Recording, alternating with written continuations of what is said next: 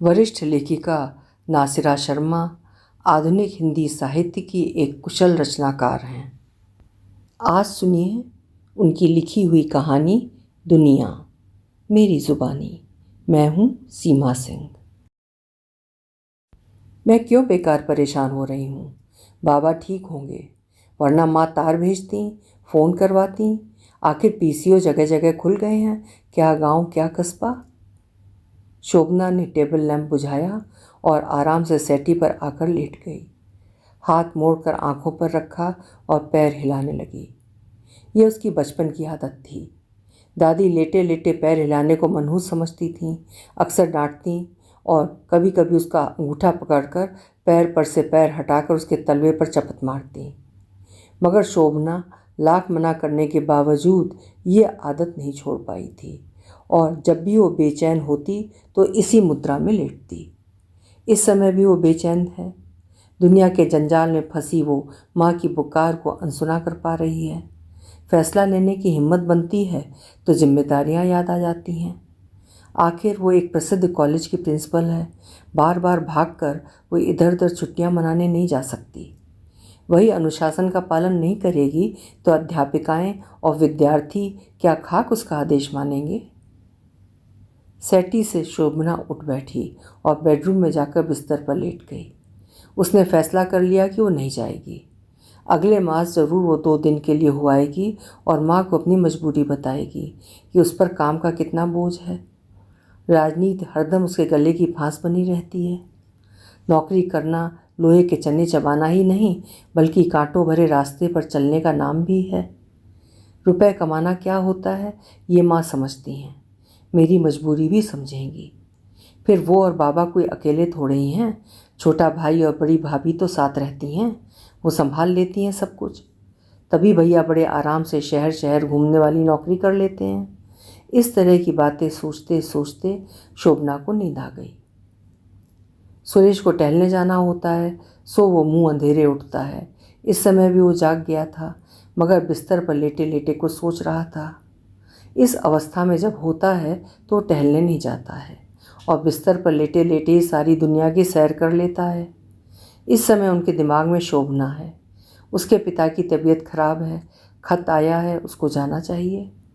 शाम की चाय पर यह बात हुई थी मगर शोभना ने कोई जवाब नहीं दिया था। अक्सर सुरेश को शोभना अजनबी सी लगने लगती है। महसूस होता है जैसे उसमें भावना के लिए कोई जगह नहीं बची है। हरदम काम और सधा हुआ व्यवहारिक दृष्टिकोण जो उसको भयभीत करने लगता है कि यदि उसको कुछ हो गया तो शोभना का बर्ताव क्या इतना ही नपा-तुला होगा। नाश्ते की मेज पर चारों बैठे थे। सुरेश धीरे धीरे चाय की चुस्कियां ले रहा था। उसकी पसंद की गज़ल उसको विश्वास के असीमित समंदर की ओर ले गई थी जहाँ लहरें ही लहरें थीं। संवेदनाओं की बेचैनी ज्वार भाटा बनी उसको गहरी तरंग में डुबो रही थी। तभी फ़ोन की घंटी बजी। बेटे ने उठकर चोंगा उठाया और शोभना की तरफ इशारा किया कि आपका फ़ोन, और मेज़ पर आकर नाश्ता करने लगा। हेलो, हाँ मैं शोभना बोल रही हूँ। हाँ हाँ, अरे कब? कल? अच्छा अच्छा, भैया आ रहे हैं ना, मैं देखती हूँ, माँ को संभालना। इतना कहते कहते शोभना की आवाज़ रुंध गई। क्या हुआ माँ? लड़की तेजी से उठकर शोभना के पास जाकर खड़ी हो गई। शोभना की आंखें बरस रही थीं। उसके मुंह से धीरे से निकला, बाबा नहीं रहे। मत रो माँ। लड़का माँ को इस तरह रोते पहली बार देख रहा था। सुरेश को शोभना का चेहरा बहुत अजनबी लग रहा था। उस पर आंसुओं से डूबी नरमी उसको कहीं संतोष दे रही थी। वो नहीं चाहता था कि शोभना रोना बंद करे। पिघलती मोम को देखने के सुख में वो कुर्सी पर जमा बैठा रहा। मन में बार बार ये सवाल सिर उठा रहा था कि 2 दिन पहले आए पत्र को गंभीरता से शोभना ने यदि लिया होता तो ये आंसू आज उसके पिता के सिरहाने गिर रहे होते। माँ को बेटी का कंधा मिलता आंसू बहाने के लिए, मगर ये सारा सुख जो दुख का निचोड़ होता शोभना ने बेकार की भागदौड़ के बीच खो दिया। ठंडी सांस भरकर वो खड़ा हुआ। लो पानी पी लो। सुरेश ने गिलास बढ़ाया और शोभना का कंधा थपथपाया। शोभना की आंखें भर आईं। जाना है तो टिकट बुक करा दूं? सुरेश ने टटोलती नज़रों से शोभना को देखा। हाँ, आज ही। पछतावा शोभना के चेहरे पर आ बैठा। अपने को संभालो, देखो बच्चे परेशान हैं, सुरेश ने कहा और शोभना को पकड़े पकड़े वो बेडरूम में ले आया। दोनों बच्चे भी साथ थे। टिकट की बुकिंग नहीं हो पाई। पूजा की वजह से कलकत्ता जाने वाली सारी गाड़ियां और हवाई जहाज़ पहले ही खचाखच भरे थे। ऊपर से प्रदर्शनों के कारण भी शहर का मिजाज बिगड़ा हुआ था। सुरेश ने किसी तरह दौड़ भागकर एक टिकट हासिल कर ही लिया और शाम तक शोभना को लाकर दे दिया। शोभना ने अटैची ठीक कर ली थी और इंतज़ार में थी, मगर टिकट कल का हुआ था, सो बेचैन हो उठी। सुरेश ने उसका दिल बहलाने के लिए कुछ देर बाहर चलने को कहा ताकि वो अपना संताप कुछ कम कर सके, मगर शोभना जाने को राजी नहीं हुई और अलमारी से एल्बम निकाल कर पुरानी तस्वीरें देखती रही। बाबा की जवानी और अपने बचपन की, यूनिवर्सिटी के दिनों और फिर विवाह मंडप की। जहाँ जहाँ बाबा थे उस चित्र पर उसकी नज़र अटक जाती थी। सुबह शोभना जल्दी उठ गई और घर के बारे में नौकरानी को ज़रूरी हिदायतें देने लगी ताकि उसके पीछे वो वक्त से आकर काम कर जाए। कॉलेज भी समय से कुछ पहले पहुंच गई कि बिखरा काम जल्द समेट कर वो घर लौट आएगी। मगर वहां जाकर उसको पता चला कि आज चेयरमैन ने महत्वपूर्ण मीटिंग पिछले वर्ष जो हुई थी खरीदारी की इंक्वायरी के बारे में रख दी है। केस उलझा हुआ था। उसने बताया कि वो बाहर जा रही है, मीटिंग में शामिल नहीं हो सकती। मगर दोपहर को मुख्यमंत्री कार्यालय से किसी महत्वपूर्ण व्यक्ति के आने के उपलक्ष्य में जलपान का दावतनामा था, जिसको नकारना मुश्किल था। शोभना दो चित्ते में पड़ गई। भारी मन से घर लौटी। बार बार पार्टी का दृश्य उभरता कि सभी सम्मानित लोग वहां आएंगे। कई ऐसे लोगों से मुलाकात होगी जिनसे मिलने की वो इच्छुक रही है। ऐसी जगहों पर जाने का अर्थ है कई कामों का अपने आप बनना और नए संबंधों की शुरुआत का सिलसिला। सुरेश ने ऑफिस जल्दी ही छोड़ दिया। जाना तो वो भी शोभना के साथ चाहता था, मगर शोभना के जाने के बाद दोनों बच्चों का अकेला हो जाना और बच्चों को शोभना उस छोटे पिछड़े शहर में ले जाना कभी पसंद नहीं करती, सो उसको यहीं रहना था। शोभना के पिता बड़े सज्जन व्यक्ति थे। अपने इलाज के लिए वो 2 बार आए थे। उनकी बातों में अलग तरह की ठंडक और ठहराव था। शायद उसी सहजता की प्रतिक्रिया शोभना में चंचलता के रूप में उभरी थी, जो समय के साथ पककर व्यवहारिक दृष्टिकोण में बदल गई थी। कहीं न ठहरना, किसी की न सुनना, जो लाभ में जाता है उसी को स्वीकार करना, अपनी सत्ता को सदा संचालित करते हुए विस्तार की तरफ बढ़ना, ये सारी प्रवृत्तियाँ एकाएक शोभना के अंदर से ही नहीं उभरी थीं, बल्कि धीरे धीरे शोभना ने स्वयं इनका पालन पोषण करके अपने व्यक्तित्व को समय के अनुकूल बनाया था। शुरू में सुरेश ने कई बार शोभना को सचेत किया, मगर इन बहसों से कुछ सार्थक नहीं निकला, केवल इस सत्य के अलावा कि सुरेश मात्र एक दर्शक बना रहे, उसी में सबकी भलाई है और घर की शांति भी। सुरेश सोच में डूबा हुआ जब घर पहुंचा तो उसको शोभना का आंसुओं से धुला चेहरा बहुत निखरा निखरा लगा। आंखें इससे पहले इतनी गहरी नहीं लगी थीं, होंठों का भाव इतना मुलायम कभी नहीं दिखा था। सुरेश को ऐसा ही मुखड़ा लुभाता है जिस पर दिल के भाव की सजावट हो, न कि बनावटी श्रृंगार की रंगोली। उसका दिल चाहा कि शोभना के हसीन चेहरे को चूम कर कहे, ए फरिश्ते, तू सदा इसी रूप में ठहरा क्यों नहीं रहता। सुरेश को देखकर शोभना की आंखें चमकी। सुरेश हल्के से मुस्कुराया। बहुत दिनों बाद पहले की तरह वह अपने को महसूस कर रहा था, खुश और ताज़ा दम। उसने ब्रीफकेस सेटी पर रखा और सोफे पर बैठकर जूते की तस्में खोलने लगा। शोभना पास आकर बैठ गई।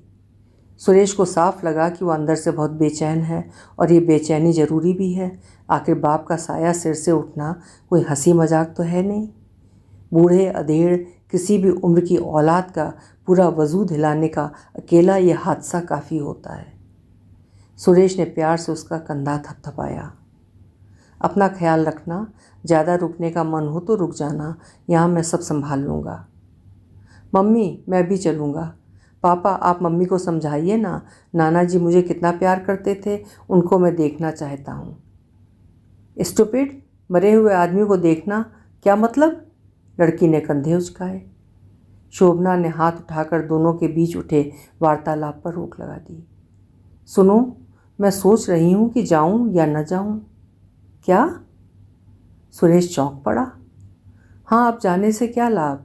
शायद उनको देख भी ना पाऊँ और मेरे पहुँचने से पहले उनका दाह संस्कार हो जाए। कैसी निराशा भरी बातें कर रही हो। वो तुम्हारा ही नहीं, बड़े भाई का भी इंतज़ार करेंगे। आखिर कर्तव्य तो उन्हें ही पूरा करना है कि नहीं? वो सब ठीक है, मगर मेरा मामला तो केवल भावनात्मक है, जो यहाँ रहकर भी मैं व्यक्त कर लूँगी, शोभना ने कहा और अपने होंठ जोर से भींचे। फ़ोन की घंटी बज उठी। हेलो मम्मी, आपका, बेटी ने चोंगा रख दिया। हेलो राम नरेश जी, कैसे हैं? कल तो पार्टी में मेरा आना कठिन है। दरअसल मेरे पिता का देहांत हो गया है और मुझे आज निकलना है। उम्र होगी 80 वर्ष। जी कस्बा है। पानी तो साथ ले जाऊंगी, वरना उबलवा लूँगी। हाँ ठीक कह रहे हैं। मगर अच्छा, श्रीमती देव भी आ रही हैं? हाँ, उनसे मिलना तो चाह रही थी। खैर, रुकना तो मुश्किल है, देखती हूँ। नमस्ते। फ़ोन का चोंगा रखते रखते शोभा के चेहरे का रंग बदलने लगा। उस पर सख्ती सी उभर आई और वो कुछ सोचती हुई सोफे पर आ बैठी। 2 पंखों वाला फरिश्ता कहीं खो गया। क्या हुआ? सवालिया नज़रों से सुरेश ने शोभना को ताका। शोभना का व्यक्तित्व अपनी पहली कैफियत में वापस लौटने लगा। आंखें सोच में डूब गईं। तेवरी में बल पड़ गए। आंखों के सामने तराजू के दोनों पलड़ों को साध रही थी, देख रही थी कि कौन सा पलड़ा भारी है। एकाएक वो फैसला लेकर उठी और सुरेश की तरफ मुड़कर बोली, मैंने जाना रद्द कर दिया है। चलो टिकट वापस करने चलते हैं। अभी काफ़ी समय है, केवल 25% ही कटेगा। लेकिन क्यों? सुबह से मैं 2 दिल हो रही थी। मुख्यमंत्री के यहाँ टी पार्टी है, उसमें मेरा जाना ज़रूरी है। कतई ज़रूरी नहीं है। तुमको अपने बाबा के अंतिम संस्कार में जाना है। सुरेश की आवाज़ तीखी हो उठी। जब मैं जीते जी नहीं गई तो अब जाकर क्या करूँगी? झुंझला पड़ी शोभना। कैसी हृदयहीन हो रही हो। घृणा का ज्वार रोके न रुका। मुझे बेकार की भावुकता पसंद नहीं है। जैसे अब जाना वैसे हफ्ते भर बाद। इतनी व्यवहारिक बनकर क्यों जीती हो? कभी इस दिमाग का इस्तेमाल बंद करके दिल का दरवाज़ा भी खोल दिया करो, उसका हुक्म भी माना करो। आवेश में आ गया सुरेश। दिल का कहना मानने का मतलब है चोटें सहना, जो मुझे मंजूर नहीं। वो रास्ता मैं बहुत पहले छोड़ चुकी हूँ, उसमें दुख ही दुख है, मिलता मिलाता कुछ नहीं है। सहज सा स्वर उभरा। शोभना, क्या हर बात का निचोड़ कुछ मिलने पर टिका है? कभी कभी नुकसान फ़ायदे को आंके बिना भी कुछ करना चाहिए, सिर्फ ये महसूस करने के लिए कि हम इंसान हैं, बनिया नहीं। अपने दिमाग में टंगा ये तराजू उठाकर फेंक नहीं सकती हो क्या? सुरेश को तैश आ गया था। उसका चेहरा उस बच्चे जैसा हो रहा था जिसका प्यारा खिलौना एकाएक टूट गया हो। मुझे उपदेश मत दिया करो, यह आदत मुझे झुंझलाहट से भर देती है। और तुम्हारा यह अंदाज मुझे निराशा की हद तक भयभीत करता है। आखिर तुम ऐसा क्यों करती हो? क्यों अपने ऊपर गिल्ट का बोझ बढ़ा रही हो? गिल्ट? कैसा गिल्ट? मैंने तो बाबा को नहीं मारा, ना उन्हें मारने का षड्यंत्र रचा। आखिर वो बूढ़े थे, ऊपर से बीमार, उन्हें जाना ही था। एक दिन इसी तरह सबको जाना है, इसमें नई बात क्या है? मौत सच्चाई है, मगर ये भी कड़वा यथार्थ है कि ये संसार किसी की मौत से रुकता थमता नहीं है। सब कुछ पूर्ववत चलता रहता है। खुद को देखो, अपनी माँ के मरने पर तुम होश खो बैठे थे, मगर अब उन्हें याद भी नहीं करते। बस अब आगे एक शब्द भी नहीं, सुरेश ने कहा और तेजी से उठकर अंदर बेडरूम में चला गया। सुरेश का दिमाग एकाएक पुरानी यादों से भर उठा। माँ का कमज़ोर, बीमार चेहरा उभर कर सामने आ खड़ा हुआ। वे दिन भी कितने घुटे और उदास थे। उसकी सेवा देखकर शोभना को कोफ्त होती थी। अक्सर वो माँ के लिए नर्स रखने की बात करती थी, जो सुरेश को पसंद नहीं थी। शोभना के लिए अपना कैरियर ज़्यादा महत्वपूर्ण था, सो वो अपना पूरा समय बाहर लगा कर आती थी। सुरेश की बहनें हफ्ते भर रहकर लौट जाती थीं। उनका रहना एक तरह से सुरेश के लिए भावनात्मक स्तर पर शांति देता था, मगर जो ध्यान वो शोभना से चाहता था वो माँ को नहीं दे पाया। माँ की मौत ने सुरेश को झंझोड़ कर रख दिया था। इस समय शोभना के इस कटाक्ष का जवाब वो सख्ती से ये कहकर दे सकता था कि अंदर बसी दुनिया को देखने की आज किसको फुर्सत है। वरना तो इंसानों के बीच पर्दा ही ना होता और किसी तरह की गलतफहमी आड़े ना आती।